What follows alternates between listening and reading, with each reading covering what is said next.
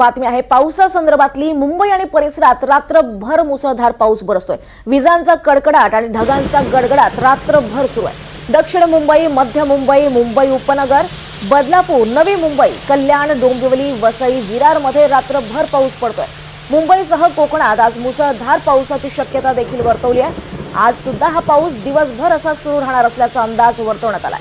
त्यामुळे समुद्र किनाऱ्यांपासून लांब राहण्याचं आवाहन नागरिकांना करण्यात आलंय। मुंबईत रात्रभर पाऊस आहे। ठिकठिकाणी 60 ते 75 मिलीमीटर इतक्या पावसाची नोंद झाली आहे।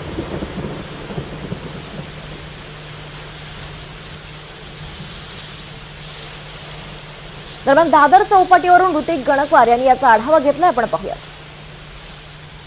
आज रविवार आहे आणि मुंबईमध्ये सकाळपासूनच रिमझिम पावसाला सुरुवात झालेली आहे। आपण सध्या दादर चौपाटीवरती आहोत आणि आपण या ठिकाणी दृश्यांमध्ये बघतोय की संपूर्ण ढगाळ वातावरण जे आहे ते मुंबईवरती दाटून आलेलं आहे। दुसरीकडे समुद्राला भरती देखील यायला सुरुवात झालेली आहे। लाटा ज्या आहेत ते या ठिकाणी आता कठड्यावरती धडकत असल्याचं आपल्याला पाहायला मिळतंय। एकंदरीत सकाळीच नव्हे तर रात्रभर देखील पाऊस सुरू होता आणि मुंबई असेल, उपनगर असेल, ठिकठिकाणी हा जो पाऊस आहे तो जवळपास 60 ते 75 मिलीमीटर अशी पावसाची नोंद झालेली आहे। आज एकंदरीत हवामान विभागाने रेड अलर्ट दिलेला आहे। जो बंगालचा उपसागर आहे त्यामध्ये जो कमी दाबाचा पट्टा आहे तो पुढे सरकताना पाहायला मिळतोय एकंदरीत। त्यामुळे मुंबईच नव्हे तर आजूबाजूचे जे जिल्हे आहेत, कोकण पट्टा आहे, तसेच मध्य महाराष्ट्र आहे, या ठिकाणी पावसाचा इशारा जो आहे तो हवामान विभागाने दिलेला आहे। एकंदरीत नागरिकांनी गरज असेल तरच बाहेर पडावं असं आवाहन जे आहे ते महापालिका मंत्रालय यांच्या वतीनं करण्यात आलेलं आहे।